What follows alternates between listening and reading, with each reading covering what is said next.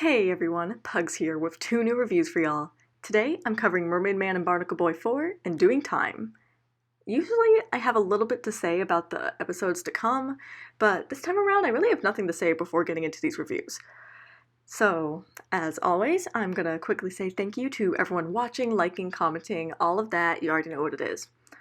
And with that said, let's just get right into it. Okay, I can't even do the typical intro because I just have to ask. I can't be the only one who thinks it's weird that we're already at Mermaid Man and Barnacle Boy 4, right? I mean, we're only a few episodes into season 3.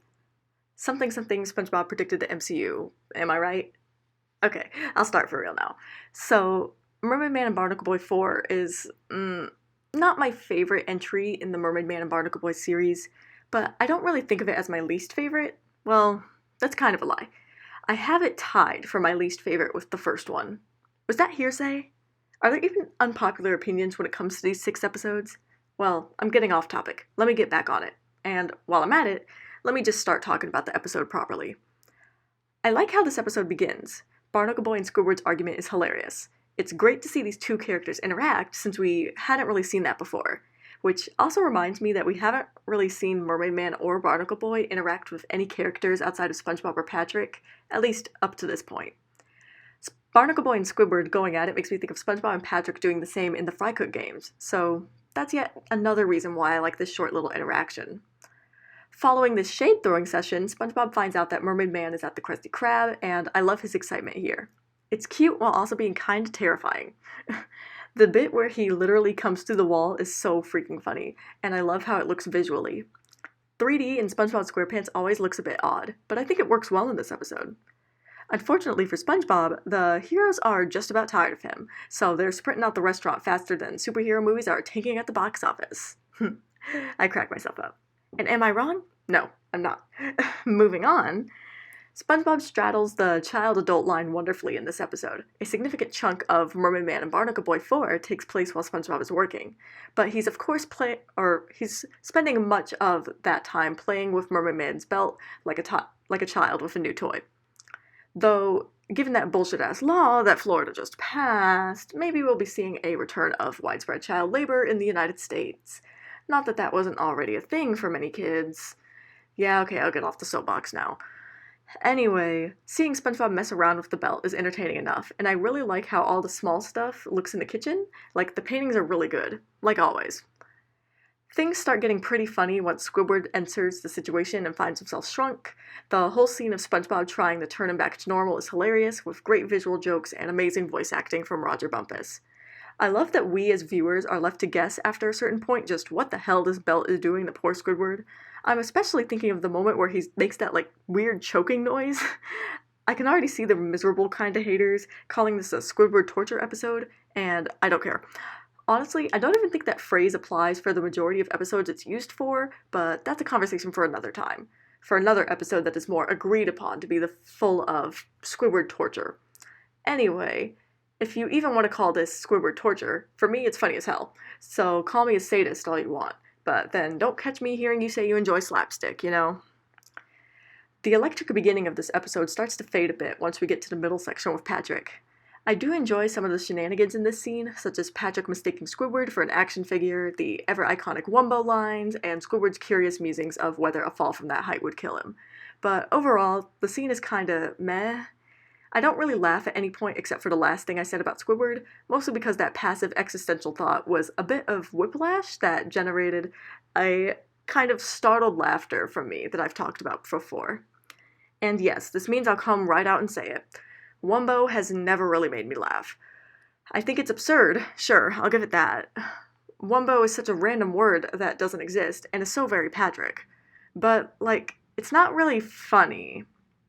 I find it fascinating that Wumbo has turned into one of the more iconic moments of the show, given that this episode is not really one of the more memorable ones, at least from what I've seen. I also think the glory days of people talking about Wumbo have passed. That was a very early 2010s thing. Probably earlier than that too, but I don't remember much about the 2000s except the tail end of it. Anyway, the episode gets more interesting again once SpongeBob puts Squidward and Patrick in the jar, and then he starts shrinking people on Startled Instinct. This is one of those episodes where people in Bikini Bottom know and seemingly like SpongeBob, so I like that. Makes the world feel more warm and close-knit, I think. But those nice feelings from the Bikini Bottomites don't last very long, as we'll see. The newfound amusement I have from this section doesn't last very long either, and I'm back to feeling meh about the episode by the end of this scene. And the moment with Mermaid Man wasn't all that funny either, but it is the catalyst for the Bikini Bottomites getting super angry and attacking SpongeBob since they realize they're stuck like this forever. Good thing that this is a kid's show, because the way these people were literally breaking his internal organs would have had him so beyond dead if this was supposed to be more realistic. Even if it was just played for comedy, some of those visuals were pretty brutal too.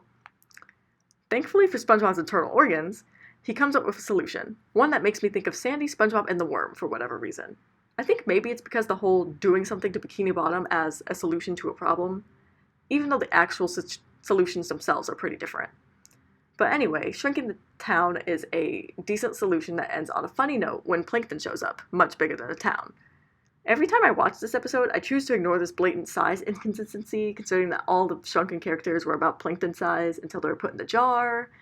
Some more size inconsistencies like that, and we might have to call this Steven Universe. The ending does make me wonder about the fate of everyone after this episode, though. Yes, I know it's a cartoon, and so everything went back to normal with the incident being forgotten, just like any other cartoon. But allow me to pretend that doesn't happen and consider whether they just shrunk Plankton or found a way to reverse everything.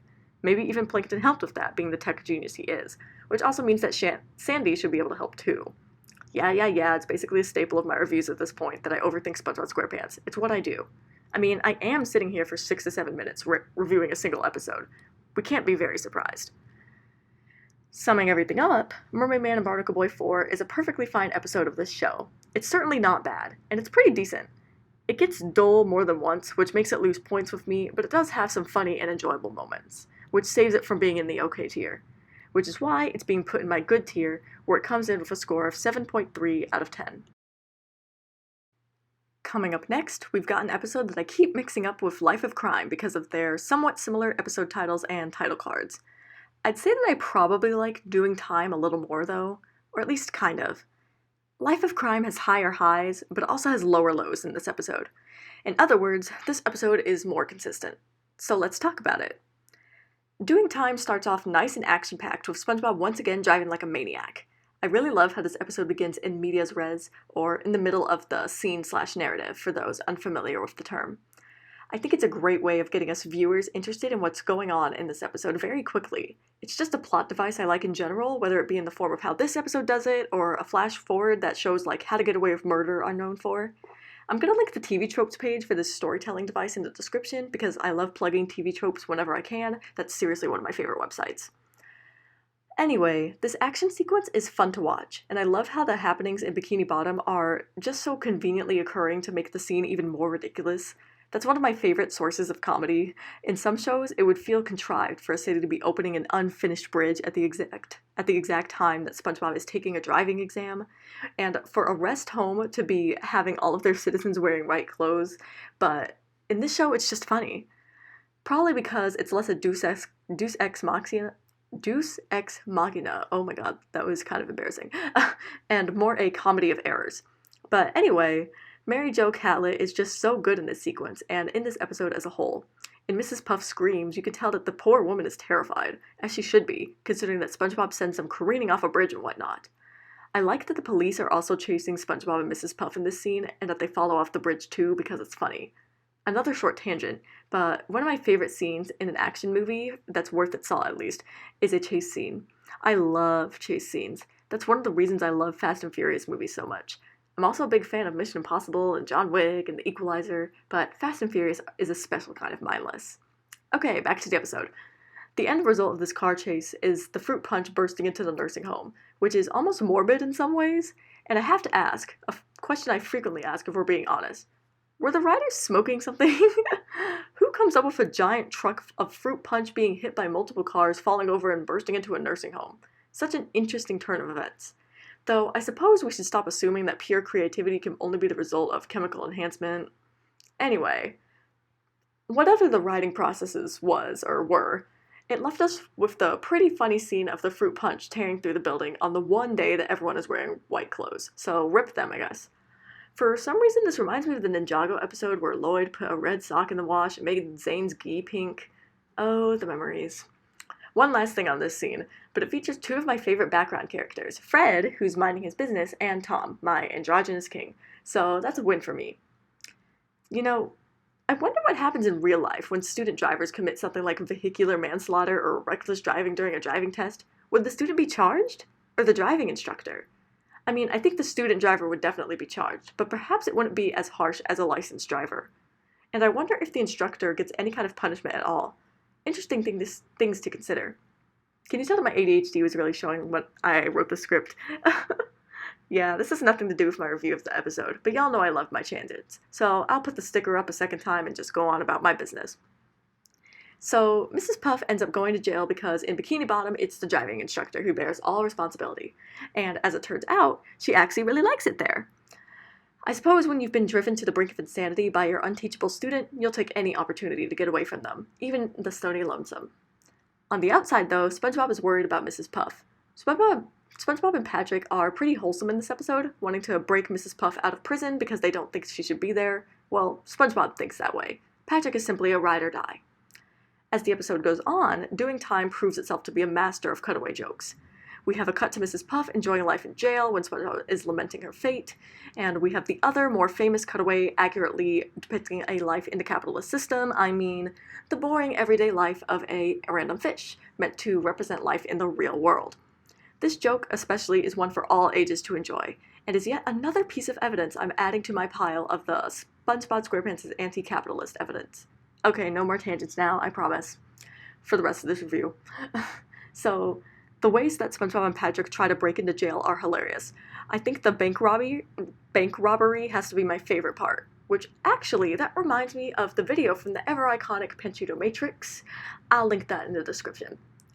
And one more thing about this scene. I have a confession to make. For years, I've been wondering what exactly the end joke of this scene was supposed to mean, with SpongeBob suddenly ripping eye holes into his mask, and after all these years, I'm pretty sure I finally know.